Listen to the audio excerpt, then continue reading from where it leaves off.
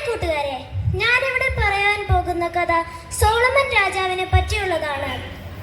നീതിമാനായ സോളമൻ.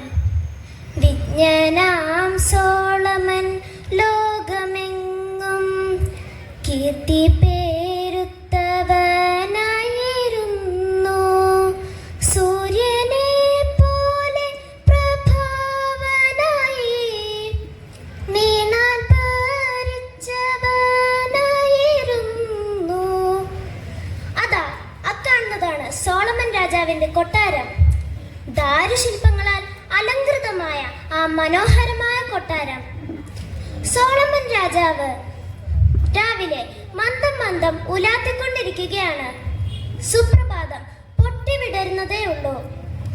പെട്ടെന്നു കേൾക്കായി രണ്ടു സ്ത്രീകൾ ശണ്ട കൂടുന്ന ദീനാർത്തനാദം.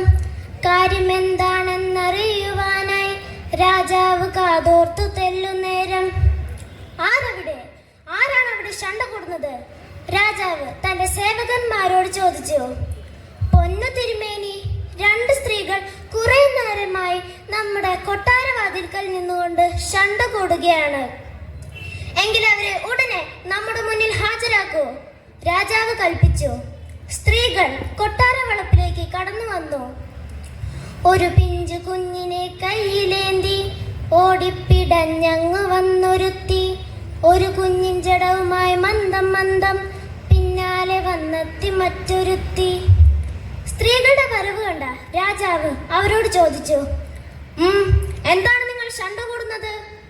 അന്നദാതാവായ പൊന്നു തിരുമേനി, ഇവിടെ കയ്യിലിരിക്കുന്ന ഈ ജീവനുള്ള കുഞ്ഞ് എന്റേതാണ്, കുഞ്ഞിന്റെ ജഡം പേരുന്ന സ്ത്രീ അറിയിച്ചു.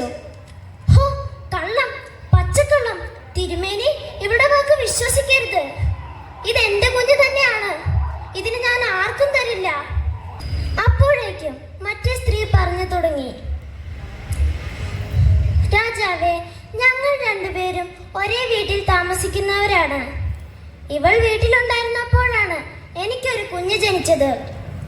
അത് കഴിഞ്ഞ് 3 ദിവസം കഴിഞ്ഞപ്പോഴേക്കും ഇവൾക്കും ഒരു കുഞ്ഞ് ജനിച്ചു. എന്നിട്ട് എന്തുണ്ടായി? രാജാവ് ആകാംക്ഷാഭരിതനായി. രാത്രി ഉറങ്ങുമ്പോൾ ഇവൾ അറിയാതെ ഇവളുടെ കുഞ്ഞിന്റെ മേൽ കിടക്കാനിടയായി. അങ്ങനെ ആ പാവം കുഞ്ഞ് തന്റെ സ്വന്തം അമ്മയുടെ അടിയിൽപ്പെട്ട് ദാരുണമായി മരിച്ചു. ഞാൻ നല്ല ഉറക്കത്തിലായിരുന്നു.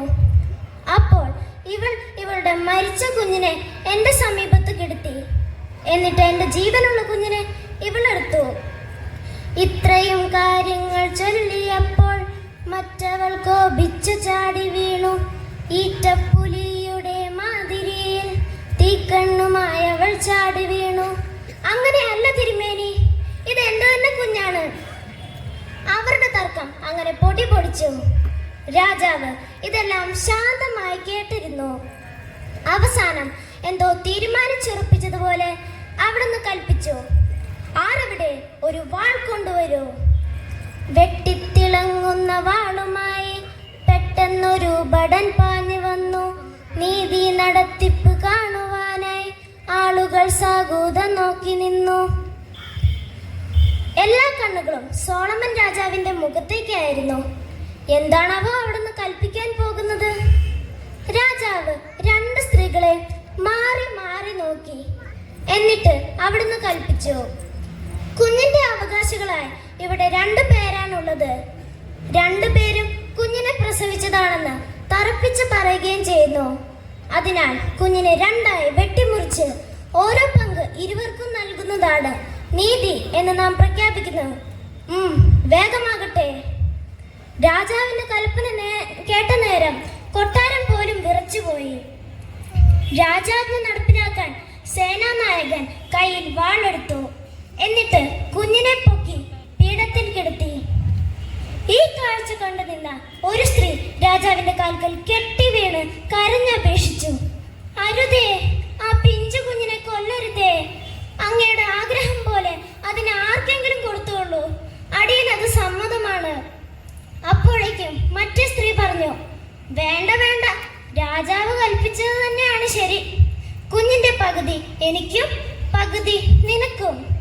കുഞ്ഞന്റേതാണെങ്കിലും നാട്ടിൽ നീതി നടക്കട്ടെ. അപ്പോഴേക്കും കഴിക്കാനും രാജാവ് കൽപ്പിച്ചു. ശരി, ഇനി ആരും ഒന്നും ഉരിയാടരുത്. കുഞ്ഞിന്റെ യഥാർത്ഥ അമ്മയെ നാം തിരിച്ചറിഞ്ഞിരിക്കുന്നു.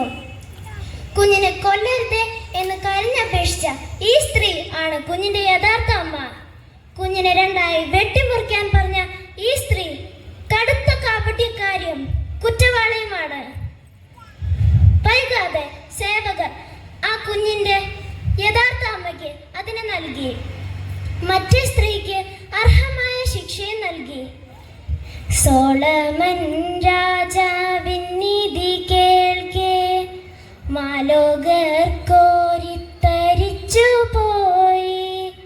നീതിമാനെന്നുള്ള പേരു നൽകി രാജനെ എല്ലാവരും ആദരിച്ചു. കൂട്ടുകാരെ, സോളമൻ രാജാവ് ഇപ്പോഴും നമ്മുടെ ഹൃദയങ്ങളിൽ ജീവിക്കുന്നു. ഇനി എന്നെന്നും അങ്ങനെ ജീവിക്കുകയും ചെയ്യും. നന്ദി, നമസ്കാരം.